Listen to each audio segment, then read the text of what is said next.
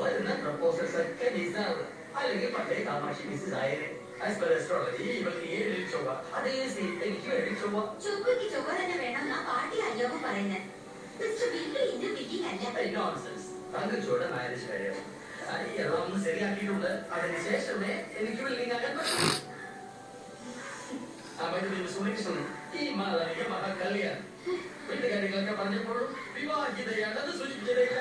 അതിപ്പോ വിവാഹിതയൊക്കെ പറയാ സർ. ഓഹോ, അപ്പൊ നിങ്ങൾ ഞങ്ങളെ പോലെയാണല്ലേ? അഡ്ജസ്റ്റ്മെന്റിലാണ് പോകട്ടെ.